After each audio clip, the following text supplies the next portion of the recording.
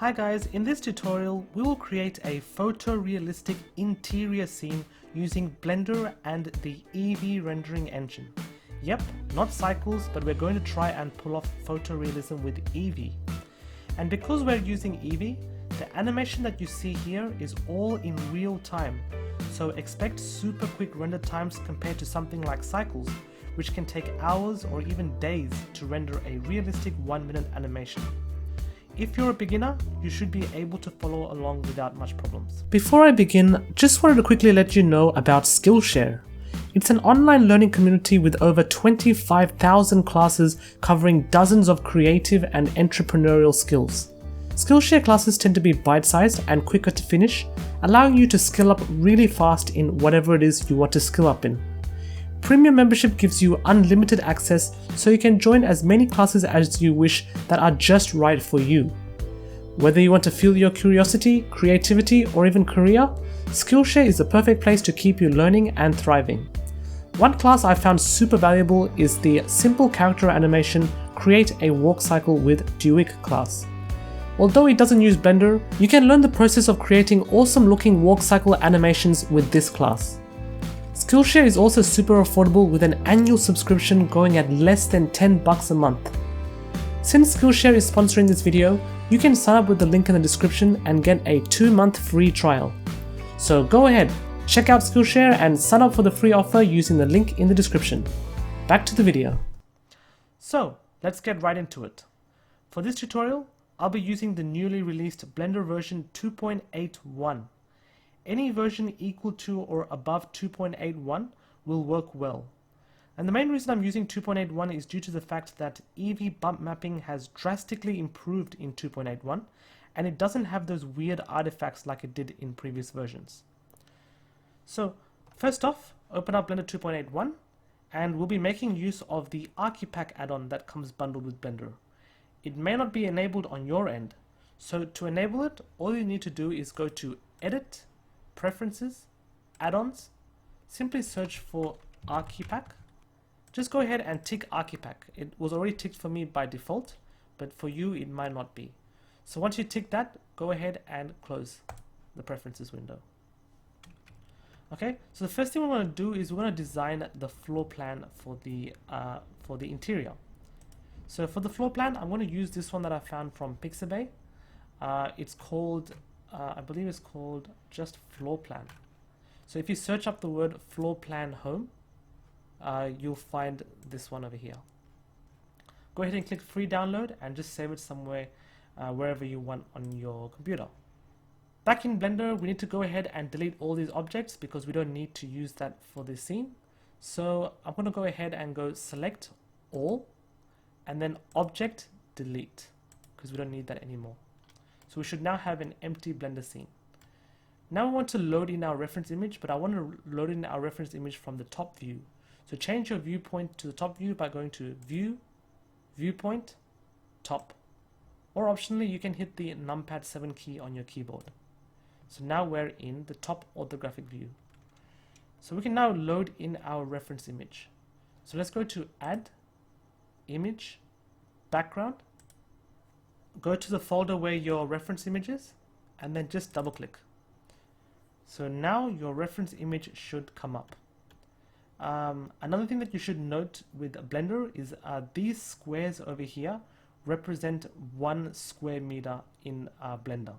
So if you want to confirm that, you can go over to the scene properties and then under units, if you expand that out, it's in the metric system.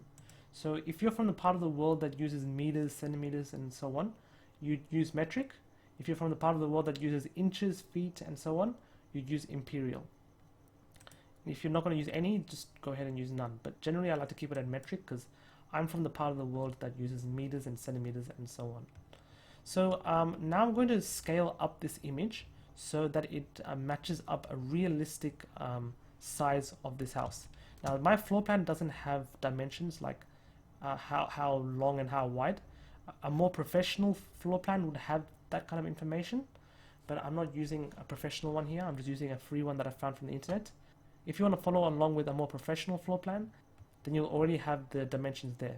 But for this case, I'm just going to say Just to make it easy, this over here will be 3 meters, because that's generally about the average length of a side of a room that I tend to find. So 3 meters will be from here, 1 meter, 2 meters, 3 meters. So in order to see that clearly, I'm just going to go ahead and select my image. I'm going to go to the image tab over here. I'm going to turn on use alpha so that it becomes transparent. And then I'm going to turn down the alpha a little bit. Okay, now I'm going to scale up. So if I just go to scale and then click and drag, I can scale up this image quite a lot. And then I'll just move this image in place. And then let's just put this on one of the endpoints over here and make sure that it's exactly 3 meters. Yeah, something around there. Now, if you're using a more professional floor plan that has the dimensions, you would obviously have different dimensions. Now, some floor plans, they can be quite vague. They may tell you just one of the dimensions and they won't really show you the other dimensions. That's okay for us. As long as we get one of the dimensions right, we don't need to check any of the other dimensions. We can assume that all the other dimensions are just correct. So in this case, if I count these boxes, for instance, we should have 12 meters. So 1, 2, 3, let me just do it over here. 1, 2, 3, 4, 5, 6, 7, 8, 9, 10, 11, 12. Yeah, close enough. It's almost 12 meters. So we have a realistic scale for our interior room. Now, scale is very, very important when it comes to realism. A lot of times, newer artists tend to get the scale wrong, and that's why the scenes don't tend to look good. Sometimes their interiors can look way too big, out of proportion, or sometimes just way too small. That's not like almost livable. So, in this case, if you wanted to go for photorealism, it's important that you get everything looking realistic. So that's why it's very, very important that we get our scale correct. Okay, so now that our scale is good, it's now time to start building that up in 3D. So we're now going to make use of the Archipack add-on. So to start off, I want to start to design the walls of this house. So to do that, let's start off with adding a wall. Let's go to Add, Mesh, Archipack, Wall. Okay, so we have a wall set up for us. I'm just going to position this wall by just hitting G on my keyboard and then just moving it in place somewhere around over here. Or actually over here. I think this is an actual room itself. So let's go over here. Okay, and let's start to build out the outline of the house. So I want to click on this white arrow over here, click and drag, and let it match up to the reference. So the next thing we need to do is we need to add in another wall section over here. But how do we keep adding the other side of the walls? We don't want to keep going add, mesh, wall, Archipack, wall, all the entire way through. That'll be a complete waste of time. So we're gonna sort of speed up that process by first of all hitting N on your keyboard to open up the toolbar panel at the side of the 3D viewport, or you can, this little arrow over here, you can click and drag it open. Then we're going to open up the Archipack tab over here, and then we're going to add in another wall by just toggling this part over here called parts. Click that arrow and you have a second wall, but it's now facing in the wrong direction. So where did the widgets go? I just need to click and manipulate again. So there we go. It's facing the wrong direction. We want it to come this side. So to do that, I'm simply going to change this angle over here to be minus 90 degrees. So I can either click and drag and try to figure it out, or I can enter the exact value by clicking on this number over here and entering minus 90 and then enter. So that does it for me. So I can move this down a little bit. So we have a very non-destructive workflow. Let's now click and drag this bit over here to match the reference. And I'm simply just going to be doing that all the way through. So I click this to add another part. Click and drag all this all the way through. Go ahead and add another part, click and drag this all the way through, and I'm just going to go ahead and do this for every side of the wall.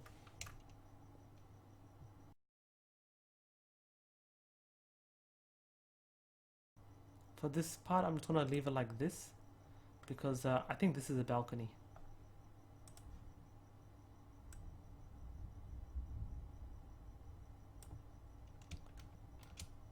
Then once that's done, I can go ahead and add in another wall over here, or I can just leave it like that and hit close, and it will fill in the gaps for me. So let's just make that a little bit more straighter. Something like that, I think looks good. And we now have the framework of the entire house. Now for the height of the house, it's 2.7 meters. That's generally about the height of a general room. That's generally the height of a floor in a house. So if you're watching this from your bedroom right now and you just happen to have a tape measure lying around in your room, go ahead and try and measure the height of your room.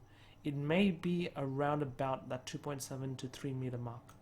So I'm just going to leave it at 2.7 meters because that is a realistic height of a floor in a house. What we need to do next is we need to add in these little walls as well, but I want to add that as separate objects because I want to keep it a little bit separate from this main wall over here. Before I go ahead and add in those separate walls, let's go ahead and give it a floor. So to add a floor for our house, what we need to do is go to Create, the Create tab, expand out Archipack. I know I have Archimesh here as well, but we're going to be using just Archipack. Don't worry about Archimesh. And then just go ahead and click this button over here called Floor. When I hit Floor, I don't see anything there, so that's the mistake. So what we need to do is, first of all, I'm just going to save my work real quick. Okay, now what I want to do is I want to go to Edit, Preferences, and under the Archipack add-on, you'll see something called Render Preset Thumbs. Just go ahead and just click that. You may have to wait about a minute or two.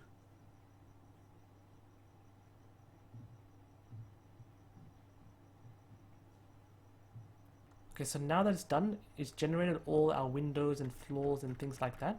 We can go ahead and minimize this screen over here. And back in Blender, what we can do is go to the Create tab, and now we can add in a floor. Now if you go ahead and add floor, it won't actually work. If you go ahead and add floor, you'll see these options now come up. But if I go ahead and click something, it will create a separate floor. But I want the floor to match the contours of our ground that we created. I don't want to manually keep trying to fit everything in one piece. So Archipack actually lets us do that quite easily. So what we can do is, instead of hitting floor over here, we can directly hit to wall, and then we can select a floor type that we want. So maybe I might just go with, I don't know, let's say boards, something like that. So we have wooden floor, and it now fits the contours of our house perfectly. So in just a few seconds we can model floors for our house easily. If you had to do this manually, it would take a lot more time. So we now have the floor now done. We can also go ahead and add in a little ceiling as well. So I'm not going to add an actual ceiling because we're not going to render the exterior part of the house. It's just the interior. So what I'm going to do is I'm going to go ahead and select the wall again, and then hit a slab rather than a ceiling. So what that will do is we'll add a slab right at the bottom, but we don't want the slab at the bottom. We want it at the top. So go ahead and select just the slab, and let's move it to the top by hitting G, Z. So now if you go into our scene, we have the complete interior of the house now completely set up. So all we need to do is now add in the walls for our floor plan. And because this little slab thing is getting in the way, what we can do is we can hide it. So under reference, we scroll slab. What I can do is I'll just hide it by clicking the eye icon. So it won't delete the slab. We can always bring it back by turning on this eye icon. We just want to just hide it like that. So the next step now is to just add in the walls for the rooms. And now I'm just going to go in and add in the little walls to create the rooms for our interior. So I can't really see what my plan looks like from this kind of view. So for the floor itself, I'm just going to hide it by clicking on this little eye icon.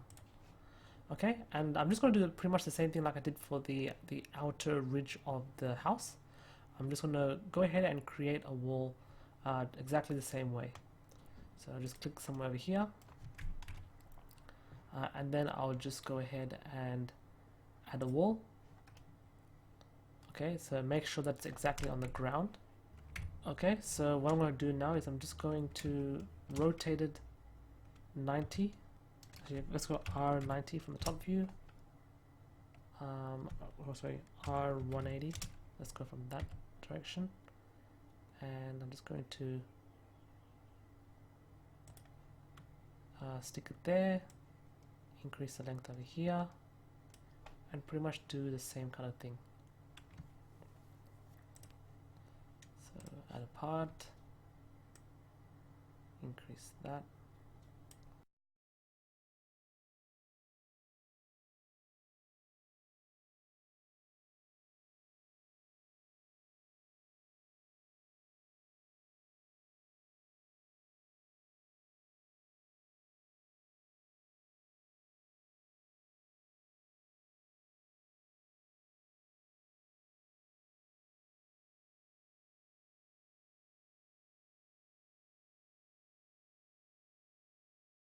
Okay, so for the most part, the walls for the inner part of the house is now complete. So the next thing we want to do is we want to start adding windows to our house. So windows are also quite easy and quite fun to make. All we need to do is select the outer part of the house, and then in Archipack go to create, and then for where's window? For window, you can either click window over here and choose a window like so, but doing so will just create a window outside over here. So we don't want to do that. We want the window to stick onto our wall. So Archipack actually makes this really easy for us. So if I just delete all of this, what we can do is we can just use this pencil tool next to window. So click the pencil tool, and then we'll add in a window this way. So I might add in a window, say something like this.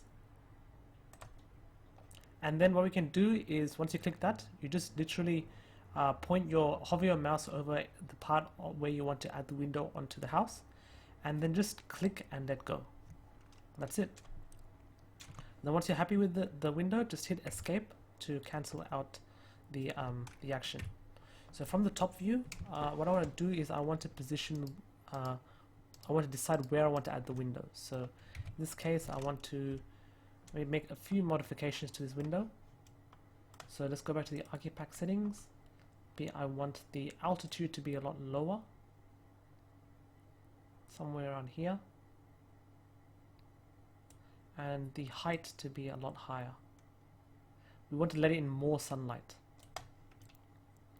Okay, so something like that would be good. So we may as well go ahead and add this as a window preset. We'll call this one our, I don't know, just some unique name. And give your window a name. So I'll just say house, my interior house window, something like that. Okay, so we now have that preset done for us. Okay, so what we want to do now is we want to go around the house and just add in our window all the way through. So go to create, draw the window. You'll now have the new preset, my interior house. Go ahead and click that, and then just simply add it wherever you want. So in this case, I'll add it over here.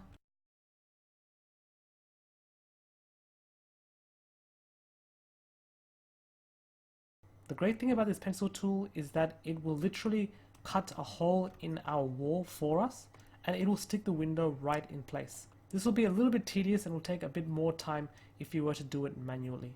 So Archipack actually helps us save a lot of time. Okay, so next thing we want to do is we want to start adding in doors. So I will probably go ahead and add in another of that interior house window thing, and then stick it over here. But now I will just modify the settings of this one. For the door, I'm just going to make it like, let's go to Archipack. It's going to be one of those big long window doors, so the altitude will be pretty much at ground level, somewhere around here. Let's quickly add in our floor just to make sure it lines up with the ground nicely. Okay, so let's go to altitude, move it up slightly. Click shift and then drag if you want a bit more control. Somewhere around there looks good. And for the height, I might just increase it up a little bit higher. Okay, and also I might make it a bit more wider as well.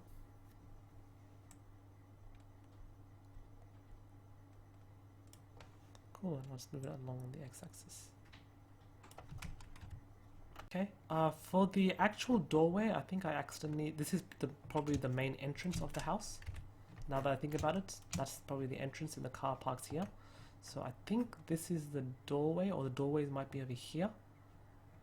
I'm a little bit confused from the diagram. Or maybe the doorway is over here because the shoes are over here. So what I'll do is I may just remove this window over here. So to remove a window in Archipack, go ahead and select it over here, and then you'll see it highlighted in the outliner window over here. So just expand that out, and then hold down Shift key and delete all its children as well. So you'll select all its children, then just right click and hit delete. So that should remove the window and also all its children, like its individual windows, because this is all parented under one kind of object. So these are all individual objects on its own. So we need to make sure that we delete the parent and its children, if that makes sense. Okay, so for this one, I'm going to go ahead and add in a door. So let's go to Archipack, select the wall, Archipack, create. I'm just going to draw in the door by using this pencil tool. And it will just be an average door. I don't need a double door. One single door would be fine. And let's just click it in over here. And we have ourselves a door. This is the style of the door that you want. You can play around with the type of door that you want. Maybe I'll keep it to something like that.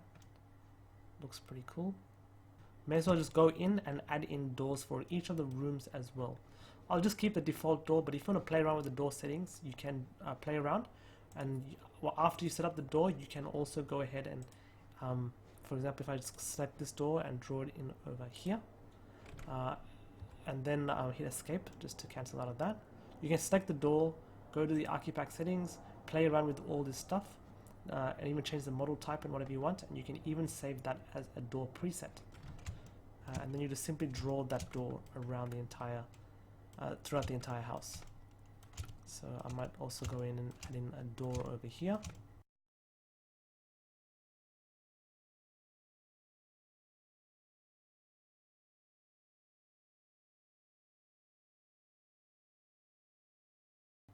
So now our house is filled with windows and doors. The overall base of the house is now complete, so I can bring back the floor. And the overall plan of the house is now complete. So that was done relatively quickly, in my opinion. So as you can see, we can use Archipack to very quickly create a realistic interior scene in Blender 2.81.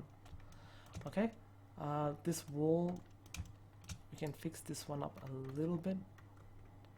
Let me just go to manipulate. Actually, that could be a feature of the wall. So anyways, we'll just go to Archipack, manipulate. We may move this one in a tad and then move this one on the Y. So we have this little interesting feature, this interesting little bend in the wall over here. So in terms of the modeling aspect of this tutorial, we're pretty much done now. Next, let's look at the texturing and lighting part. Alright, so now that we have our scene set up, it's time to start texturing our scene so that it looks realistic when rendered. So let's first start off with the floor. For the floor, I'm going to use a texture that I got from freepbr.com. It's called the Mahogany PBR Floorboards 1. So just go ahead and go to this link and download any one of these ones. I actually ended up downloading the Unreal Engine version, but you can use Unity as well. There's not really much difference when you load it in Blender. They're just image textures. So we're going to use PBR because PBR images tend to look really realistic when we add it to our when we add this texture to our objects, because it comes with all these textures like diffuse, bump, roughness, and all that kind of stuff. So let's go ahead and bring that into Blender. So in Blender, what I'm going to do is I'm going to first of all go to the UV editing, and then I'm going to unwrap all of this. So just go to the top view and hit A to select all, and right now we have it like that, which is not really what I would like. So what I want to do is I'm just going to go ahead and just go A and then U, project from view, and then just scale it up.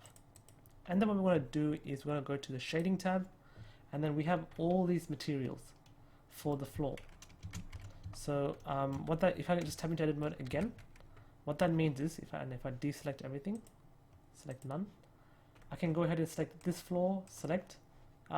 These parts of the floors have the material floor alt 1. And if I go to this one, select, these have floor alt 2, select, and so on until every single floorboard is covered.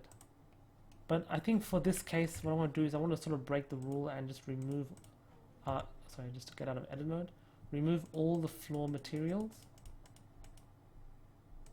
and then just create one generic one called floor. Okay, and now we have the principal BSDF. Let's go into the directory where we have our floor textures. So Control C, Control V. Okay, and I'm just going to drag in the diffuse, the base color. I'm going to drag in, this, which is the height. Actually, I don't need the height. I'll just use the bump map. Yeah, the normal map. Height maps are generally good if you work with cycles. They don't tend to work that well in Eevee because we can't really use adaptive subdivision or any advanced kind of stuff like that. So it's going to make use of this. We'll make use of the roughness and AO. I don't think we need AO. That should be fine. Okay, so these three textures are good enough. What we'll do is we'll also go to the rendered mode so we can sort of see what we're doing. Not this mode, sorry, the material mode. Yeah, something like that will be good. It's not called material mode, sorry, it's called the material preview. Yeah, sorry, it's called the material preview mode. Okay, connect the color to the base color. So we have something like that. And then what we're going to do is I'm just going to go back to the UV editing and also change to the material mode. And I'm just going to select all the vertices real quick and just see if I can line it up with the reference image. So these lines are matching up to the wooden textures a little better. That's the wrong texture, so I'm not going to use roughness, I'm going to use base color. Okay, and then just try and line it up. Doesn't really have to be overly perfect, but it should be good enough.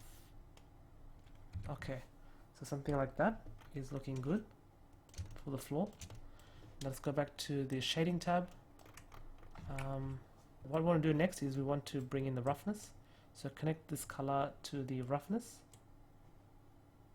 Okay, so it looks really smooth. We'll obviously need to go and fix that. And finally, we need to add in the normal map to add a bit of that bump. So I'm just going to go ahead and hit Shift A and vector, and with Eevee it's always better to use a normal map over a bump map. If you have used Blender before and you've mostly used cycles, you may have used the bump node. It doesn't really work that well in Eevee that I found, even in Blender 2.81. The normal map tends to work really well with Blender 2.81. It's actually there in the Blender documentation somewhere. It actually says that use a normal map whenever you want to add realistic looking bumping to your scene. If you use another bumping in your for example, if I use bump node and then connect, say, to the height and this one to the normal, it looks very artifacty and very fake. So I don't know why, but Eevee has an issue with bump nodes and other types of nodes. So just stick to normal map and that's about it. It will always look good if you use a normal map node. So that's pretty much all you need to do. So there you go.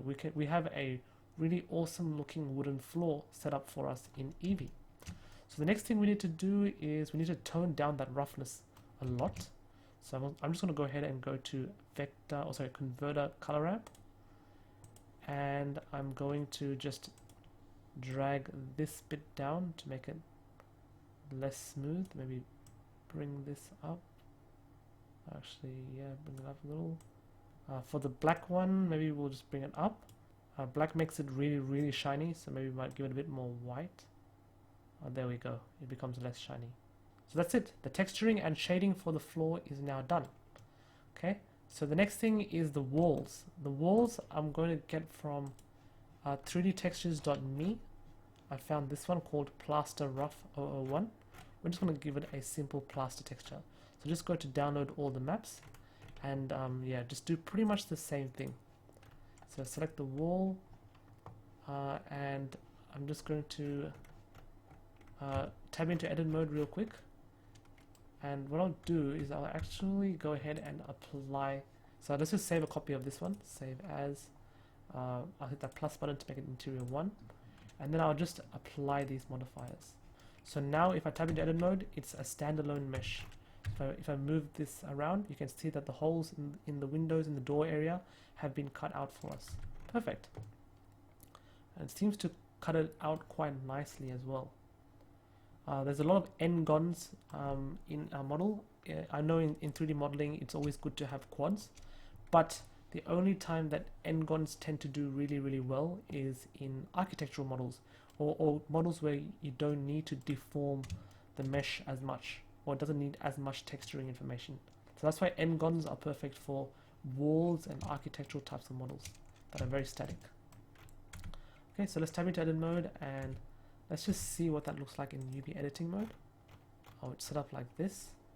So what I would do is maybe I will select all, U, Smart UV Project. We can try something like that and then just scale it up a lot. If that doesn't work out, you can always go wall by wall and unwrap them one by one. Like go ahead and select these two, then go U, project from view, and then that comes up like that, and then you match that to the image. You could try that, but I'm just going to start off with Smart Project for now. Okay, so what I want to do is, yeah, pretty much the same thing. Go to the Shading tab and save my work, and go ahead and apply all of this to our wall material. So I don't need to worry about this one. So all you need to worry about is the wall outside, which is actually wrong. It's meant to be wall inside, but whatever. I think it's the way I rotated my Archimesh addon. But anyways, it's wall outside. Maybe I want to do a U Smart UV Project again, and then let's look at that in the UV editing. Yeah, I think that looks more better. That looks even better. Okay, so let's scale it up. Perfect. And now let's go to the Shading tab and give it a material. So we're just going to go to wall to outside. We want to say use nodes. You can also press use nodes over here, and we use the same principal BSDF shader, but this time we're going to bring in the plaster material.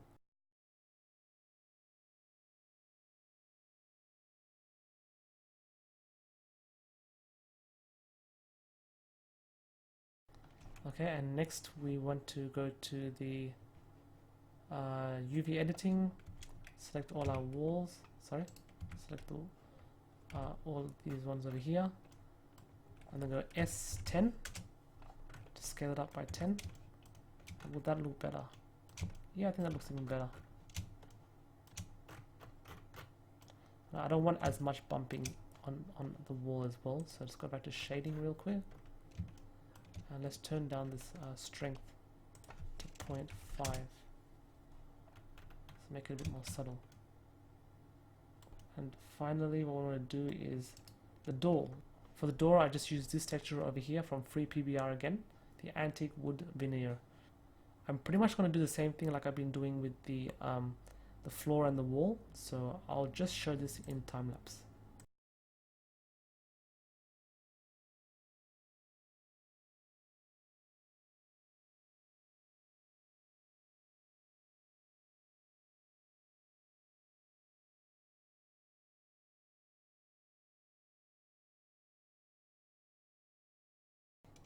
Now just go ahead and repeat that to the door outside as well. So remove this one, Control C, Control V, and plug that in there, and it should automatically apply to every single door in the house.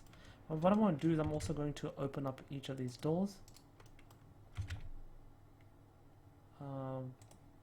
just to appear inviting.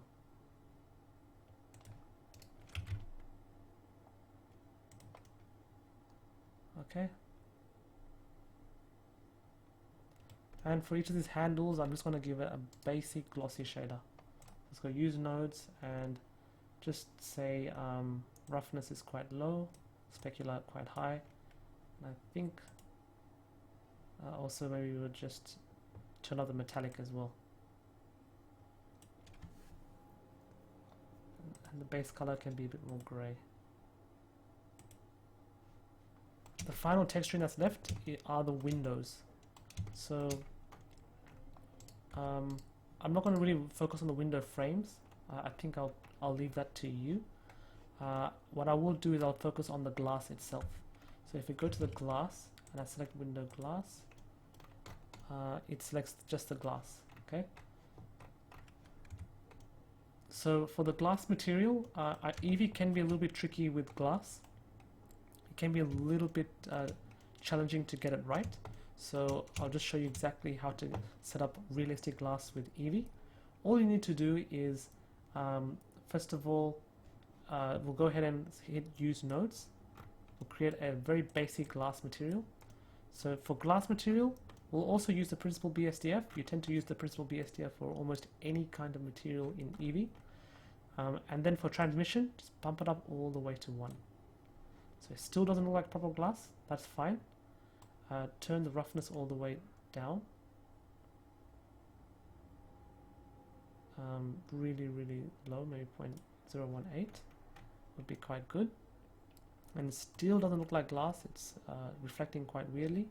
So the next thing we need to do, of course, is, so still it doesn't look like proper glass, so what we need to do is we need to go to the render properties, and then screen space reflections, go ahead and tick that. So we have screen reflections. And then expand this one, turn on refraction as well. And for the actual refraction, and then back to the material.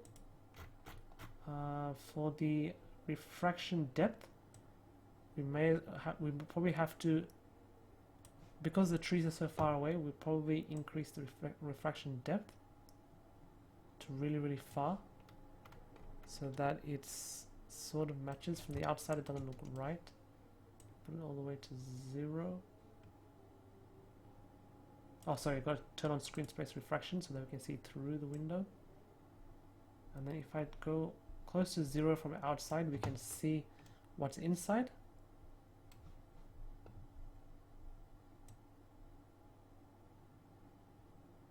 Like so, but I think from the outside we'll probably keep it like that.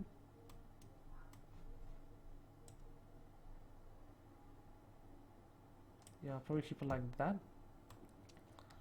Later on we can maybe hide it with curtains or just add in a very basic scene over here. That should be fine. So that's how you create windows. Okay, so finally if I go ahead and add in the top part of the house, so that's I believe it was called it was under reference and slab. We have something that looks like that, but now the lighting doesn't look quite right.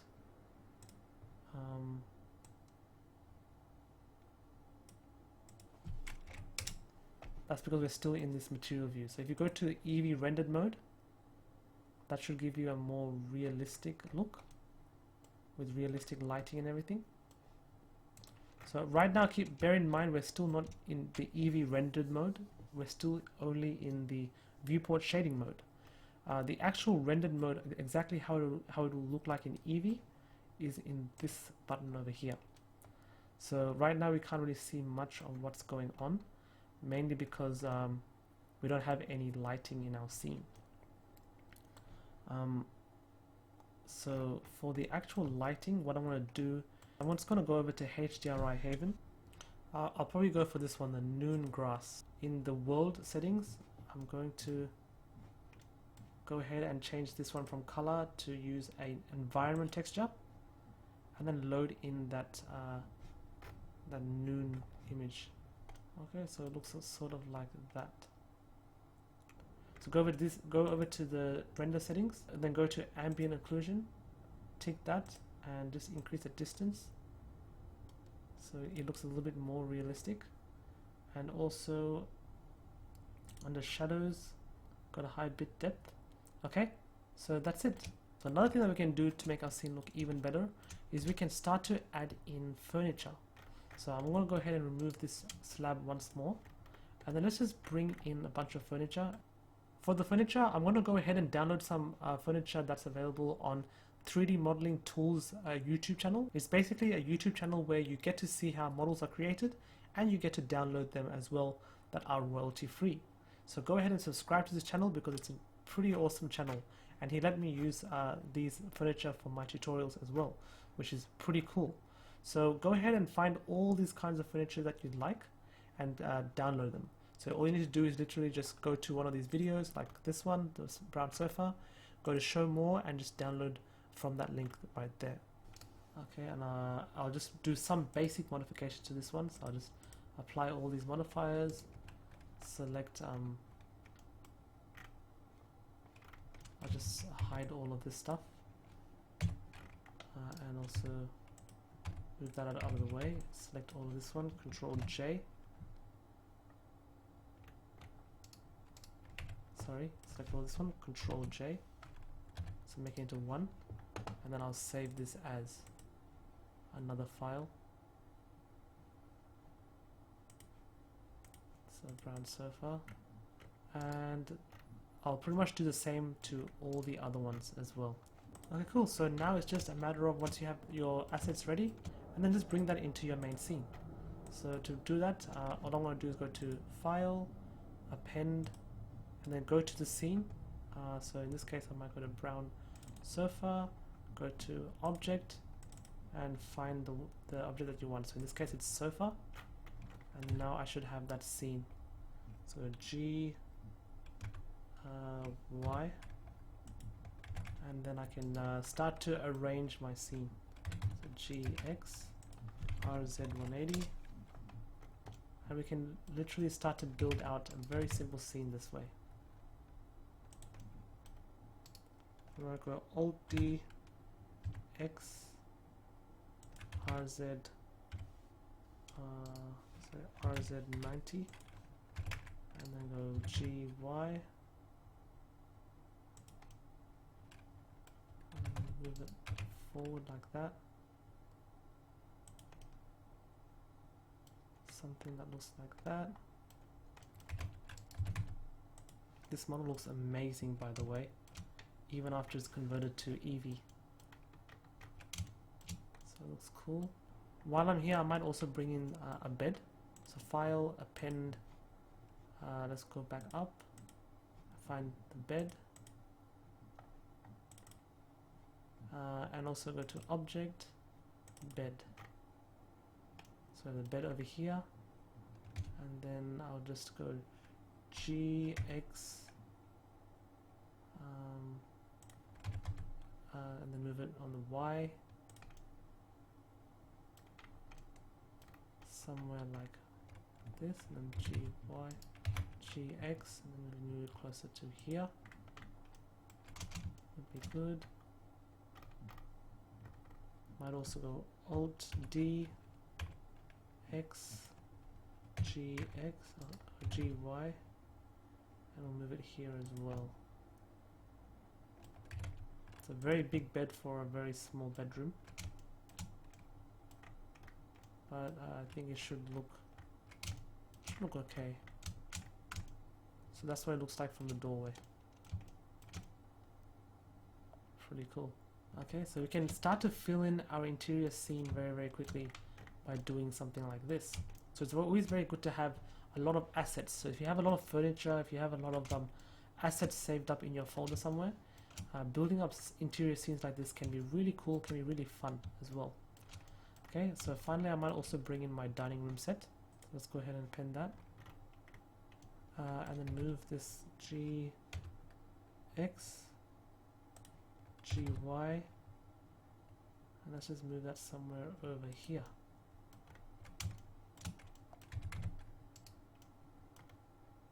Okay, so we can see very quickly how we can generate these kind of cool looking scenes all within Eevee.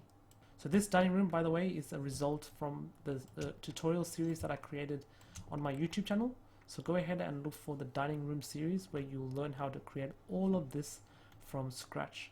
So if I add in the slab now, so look for slab, add that up over here, and I throw in a little camera somewhere over here. Shift A camera, go Control 0 to go into camera view, save the work by the way, just in case something crashes. GZZ, we can compose a very basic looking scene.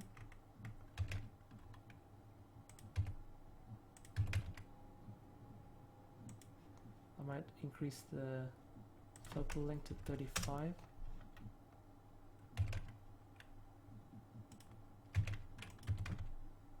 Turn it downwards. So now what I want to do is I want to go ahead and set up the lighting. Now for lighting, I tend to find, especially with Eevee, that lighting nighttime scenes are much more easier than lighting daytime scenes, ones that involve sunlight. I'll probably do a separate video regarding daylight type of lighting, but for this scene I'm going to do like a night lighting. Okay, so we just use the HDRI image just so that we can see what's going on, but now I want to convert that HDRI image into night lighting. So to do that, let's go to the world properties and turn down the strength to something like 0.1, or even darker than that, 0.01. Yeah, something like that. So make it really dark. Okay, so it looks like a nighttime scene. Next thing I want to do is I want to go click on someone on the ceiling over here, and I want to go Shift A, or you can go Add Light, and I'm just going to add in a point light. Okay, let's move that down just a tad, and I'm just going to give this pretty much any kind of light color that you like.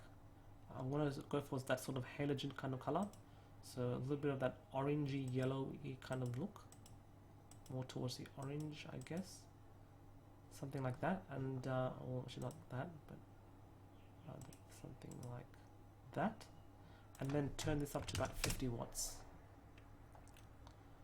Okay, so that's looking good. And now I'm just going to go to the top view, change the viewport shading mode to the solid mode, and then turn this X-ray tool on.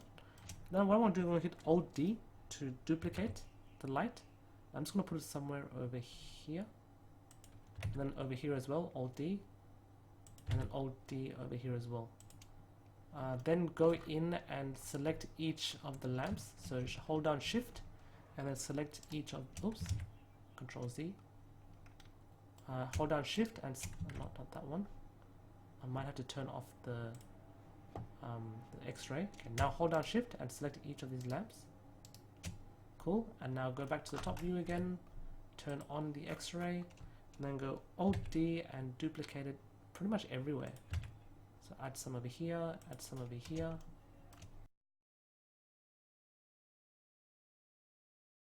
Okay, so let's have a look at what that looks like in Eevee. So we have something that looks like that, which looks good. So it's starting to look like that photorealistic look now that we usually get out of something like cycles. Okay.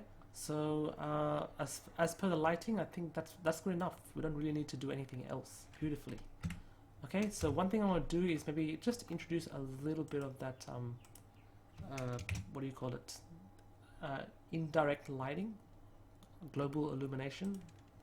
Sounds really advanced, but it's really just all about light bounces so that it looks realistic. With interior scenes, we don't need to have too much light bounces going on. So I'll just stick to this default one over here. So what you want to do is you just go to, sorry, I didn't explain, add light probe irradiance volume, and then you just scale up by hitting SZ to scale on the Z axis, SX to scale on the X axis, and from the Y axis, SY, and just scale it up so that it pretty much engulfs your entire interior. Something like that. Next thing you want to do, once you've done that, just go to the render properties, and then under indirect lighting, so just expand that out, just go bake indirect lighting, and then just wait until this over here turns to 100%. Perfect. So this is what our scene looks like. So I think that's looking nice. So the final thing we need to do is add in a little bit of animation to our camera so that it flies through our scene quite nicely. So to do basic animation, switch over to the animation workspace, and then you have a timeline window over here. Turn on this button over here, automatic keyframe, and then from the first frame you can just move your camera. So we can make use of this tool. So let me just drag this bit out over here. Go ahead and select the grab tool and move somewhere over here. So you can see auto keying is on. So once you let go, you will have a keyframe over there. Then go to another frame like frame 100, and then maybe go move it a little bit over here. Maybe we might move it on the Z. We might zoom in maybe. So go G, Z, Z 2 times. Come in over here. G, Z to go up on the Z axis. And then R, Z to rotate around. Maybe something like that. And then G, Z, Z to move out of the scene. And then rotate over here.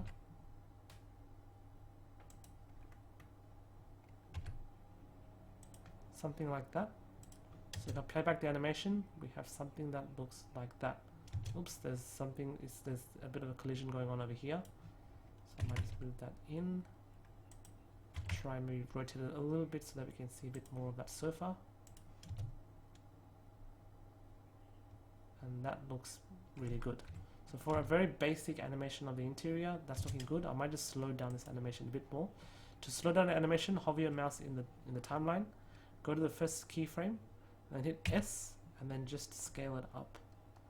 So I might just double it all the way to 200 frames.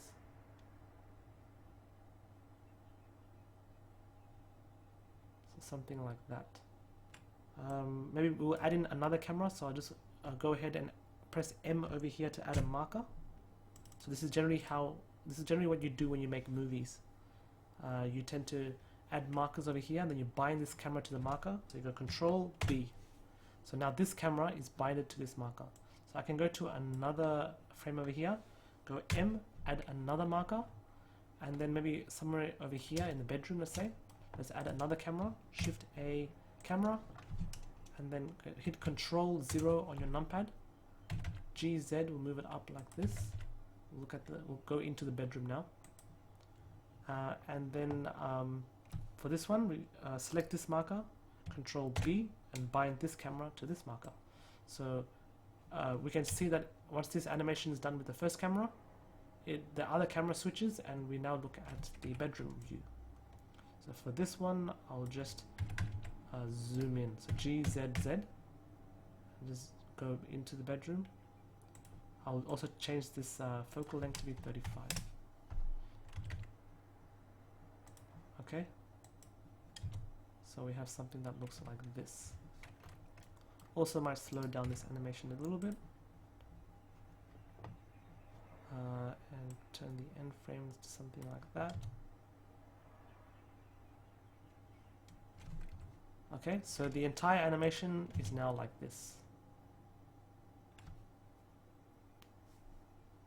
So we get to see a bit of the sofa and the dining. And also we have a look at the bedroom. I know it's a very empty looking house at the moment, but if you have a lot more furniture and a lot more things going on, you can obviously make it look a lot more lively.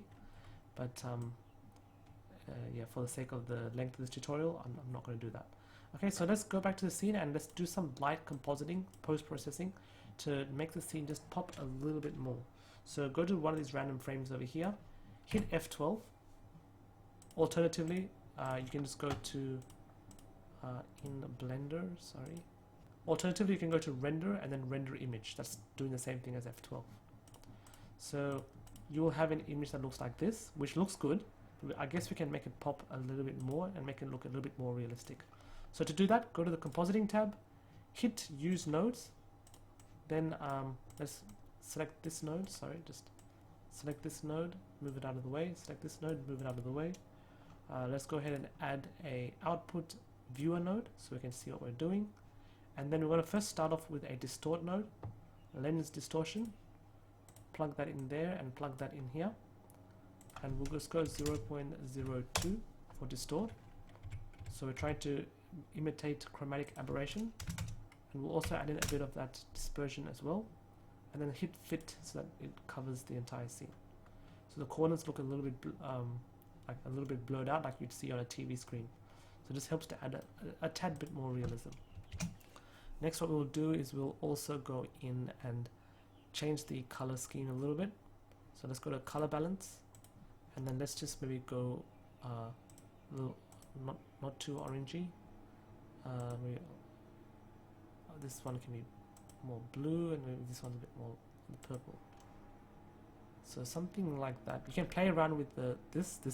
Obviously, the color balance can help to change the mood. If you want to make it look like dark and sinister, you'd go with something like dark blue, something like that. Oops. Something like that. Looks a little bit dark, sinister type of Hollywood movie look, where it's all greeny and bluey. But if you want a more like realistic, like you take out of a photo, then something like that. I mean, of course, go ahead and play with it to try and get the look that you like. But maybe something like that looks good. You want to add in a little bit of that depth of field as well. Depth of field can make a scene look a bit more realistic. So go into the camera view, and maybe in animation, go to this camera, select this camera. To add in depth of field, all we need to do is go to the camera view, turn on depth of field. So where's our camera right now? Right over here. And what else do we need to do? Viewport display. Under viewport display, turn on limits so that we can see where camera is focusing on. And for the focus distance, that's the object that you want to see in focus. Just drag that, and maybe we'll just put it around the surfer. So we want the surfer to be very, very sharp in focus, and everything else to be relatively blurry. Or you can choose the object directly, so that it will stick to that. But I'll just use the meters to be a bit more, make it a bit more interesting. Yeah. Okay, and also for this one, maybe I might just use the bed directly. So select that one, it's called bed. So I'll select the camera, turn on depth of field, and I'll just select the bed directly. So I don't need to worry about the depth of field. Meter setting, we'll just keep it like that. So if I have a look at it now, let's turn on this rendered mode. We can see that this part looks a little bit more blurry, which is good. Then over here, yeah, the part is closer to the camera is a bit blurry, so the depth of field is coming through nicely. Some other effects that we can play with in Eevee is if I go to the render properties, you can add motion blur so that when the camera is moving, you get that motion blurry kind of look. And also you can also play around with bloom to make the scene look quite glowy. But don't go too overboard with it. So if you turn the threshold down, it gets really, really bloomy. You don't want that unless you're going for a sort of heavenly kind of look. But I'll just tend to make that really subtle. Something like that should be good enough. So that's what it looks like. The depth of field and the motion blur looks quite cool, like from a movie. And I think that's pretty much good to go to render an animation. So that's pretty much the end of the tutorial. So again, if you want to download any of these models, go ahead and check out the links in the description. Also go subscribe to 3D Modeling Tools YouTube channel, because he makes amazing models. So that's it. I hope this tutorial has been useful to you, and I hope to see you in the next video. Thanks for watching.